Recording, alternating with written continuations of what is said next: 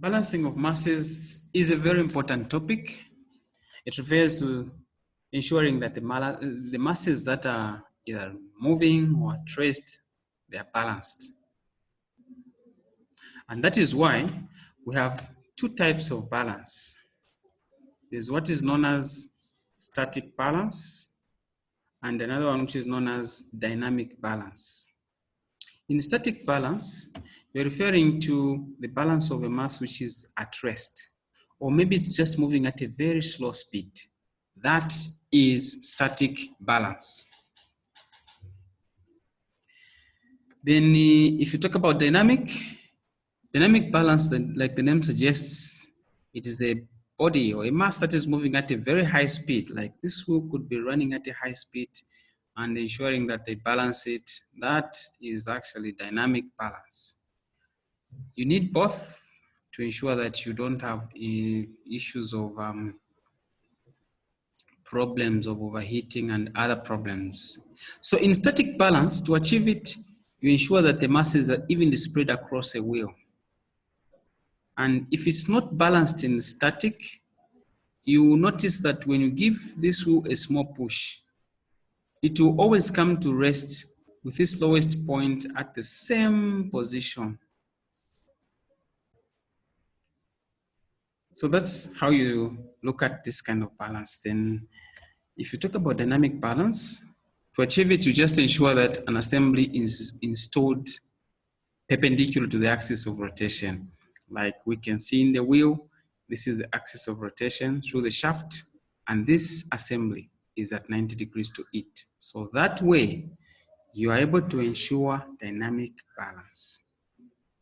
It's already been stated, vibrations will result if a body or a mass is not balanced, and other problems come with vibrations. We're talking about breakages, cracks, failures, and overheating, usually affecting bearings and other components that are used to secure those rotating members.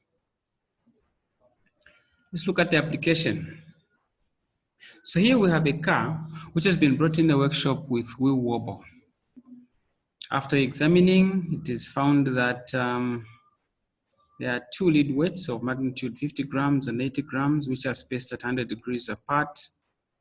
So we are required to determine whether this wheel is balanced or not. If it is not balanced, then we have to calculate the required weight in order for, and this angular position relative to the 80 grams weight in order to restore balance. Okay, so here, in fact, it's supposed to be relative to the 50 grams weight, not the 80. We can even edit it right away. This is 50, using 50 to make our work smart. So 50 grams, all right. So let's start our working. First of all, we've been given this information. Mass number 1 is 0.05 kg. Mass number 2, 0.08 kg. Theta, which is an angle, is 100 degrees. R1 is the same as R2, so we don't have to worry. Now, one thing you need to know is that this is a wheel. This is a wheel. And around this periphery, around this circumference, that's where we've put those masses like that. So looking at it, it means that here is our 0 degrees. And moving from 0 going towards there, we have this, which is at 100 degrees. So that's how come we're going to use these numbers like that. The first angle, this one, it will use 0 degrees. The second one will use 100 degrees.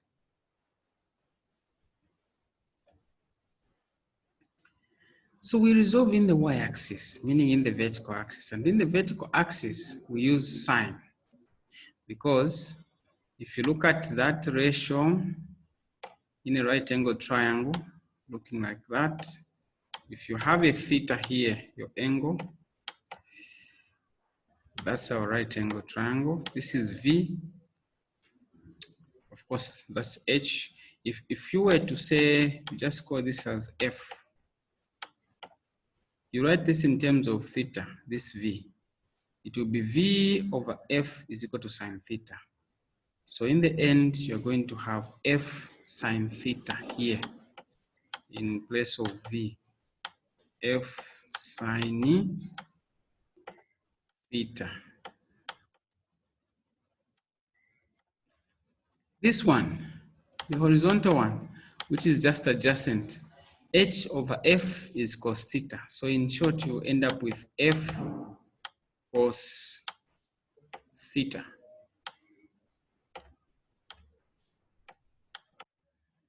Okay, so that's how come we'll justify what we are going to use here. So one is sine, the other one is cos, just like this.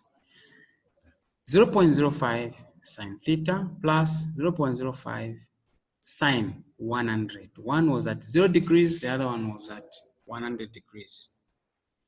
If you enter all this in your calculator, the final answer that you're going to find will be 0.07878. The x-axis, you repeat basically the same process, but wherever you have sine, you use cos. What I'm referring to is this. Like in this case, you have cos 0, sine 0. You just replace it down there with the cos 0. Again, here you have sine 100.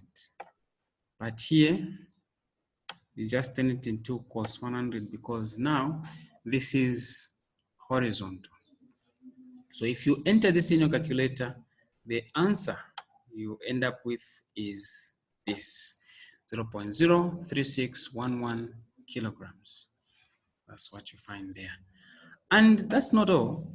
When you look at this, we're dealing with a right angle triangle. In a right angle triangle, to find the result or the other one, which is a hypotenuse, you use Pythagoras theorem. So this is Pythagoras theorem, where m3 being squared is equal to av squared plus h squared. And we just substitute. Of course, when you enter this in your calculator, the answer will definitely be that one. But always ensure that you work step by step and don't forget to get the square root of the answer you just get. We also have the angle to deal with. The angle relative to the 50 grams weight. What should be that angle? So this angle is this one, this side. And if you look at that angle, it starts like this. V over H being the opposite over the adjacent, it gives us a ratio which is tan theta. Meaning that theta is tan inverse of V over H. And tan inverse of V over H, we just substitute those numbers we had there.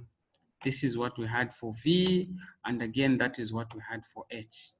The end result is 65.375, that answer there. Meaning, this is the one we have in the first quadrant. When you're in the first quadrant, you have an option of saying this is, you can put your mass here, or you can put your mass down there. But practically speaking, you'll notice that if you put your mass up here, your wheel will be very heavy here, and it won't be in static balance because once you push it, it will always come to rest with this portion always on the lowest point because it's too heavy, the masses are too close, whereas on the other side, it's empty. So that's how come, instead of this option, we go for the other option down there. That's how come M3 is below here. So meaning we need this angle between the final mass and this 50 grams weight, which was mass 1. How do you do that? This is a straight line which we can extend there. So what you will notice is this. Let me just put up a quick line here. So here, if I'm saying this is my straight line, it goes like that. From here, coming all the way to there, it's 180. But that doesn't matter for now, because this angle is this one right here, which is also 65 degrees. So if this is 65.375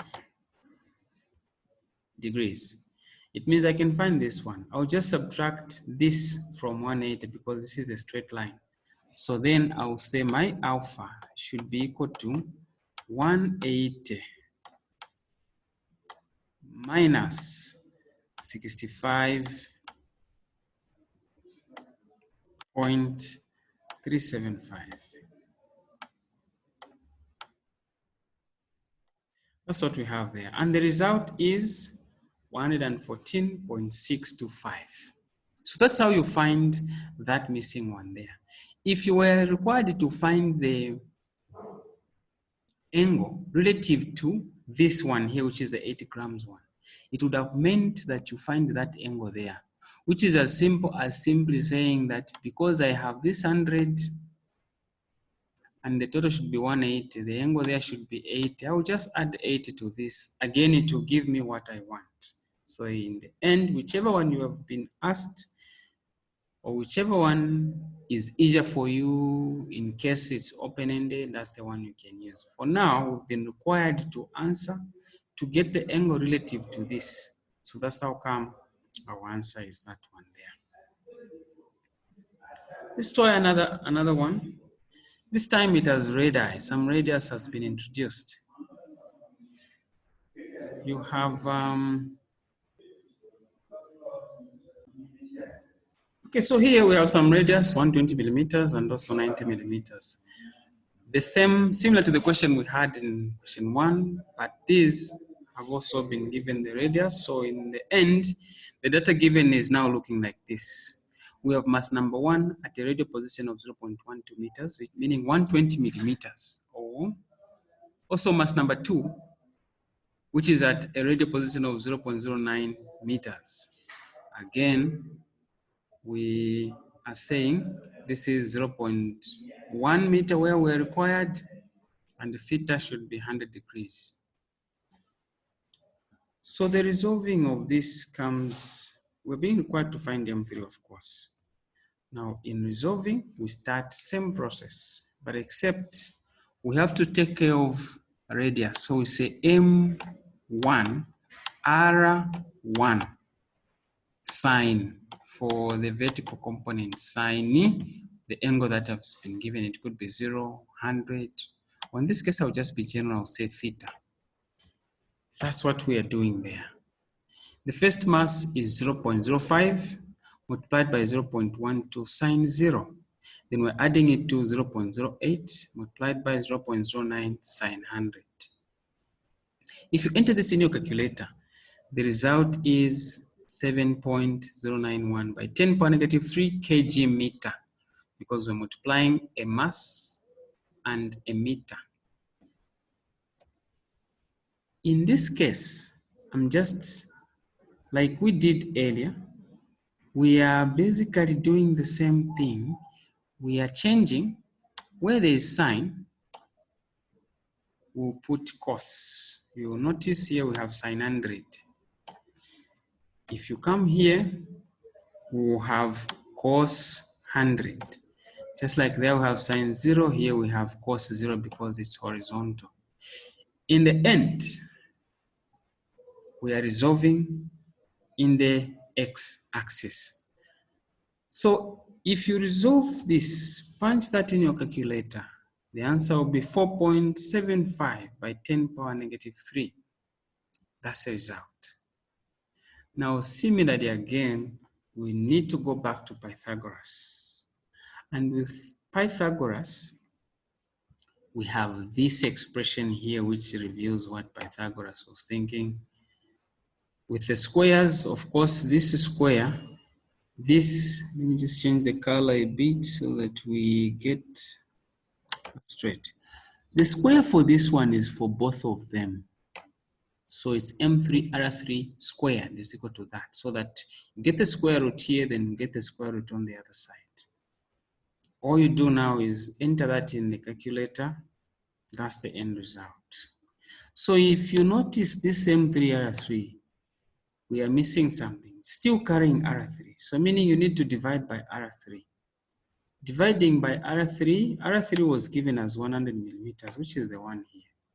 So they will cancel and your end result will be this in kgs, kilograms. So that's how come this is now your final answer in kgs. But what you were given was that we also need to find the answer, angular position relative to the 50 grams weight, like in the first case. Even here we are editing the question, not 80, but 50 grams weight, not what was written there. So here you have it, tan theta is V over H. Again, it's just an issue of vertical and horizontal. The angle between them is 90 degrees. So when you enter this in your calculator, that's the angle you're going to find. This is the same angle we've put here in the first quadrant. And just like in the first instance, we said we cannot put this here, although we have an option of either here or in the third quadrant, because this tan is positive in the first quadrant and in the third quadrant. So we've chosen this one because excuse, this wheel is lighter here. If we put it up there, it will be too heavy. So that's how come we've put it down there. So to finish the question, it says we need to find the angle relative to the third mass. So what should be done now is, okay, we extend this one. Continue extending, continue extending. So if that is the case, it means even the angle I have here is also 56. So what I can do now is, if this is 56 and the total here is 180, then I can say 180 minus 56.183. And the answer is 123.817 degrees. That is the final answer, which of course can be proven in your calculator. So there are no secrets about it. It's just making sure that you don't miss out numbers. If a radii has been provided, you include them as well. And in the end, you don't forget to divide like we did so that you get the correct final answer. Thank you very much for following through. I wish you to ensure that you can enjoy this exercise that has been put here. This exercise is there for your practice. The PDF document is being shared. You can download it on my blog, and please feel free to subscribe so that you can follow and enjoy many of the lessons coming through in future. Thank you very much and enjoy the rest of your day.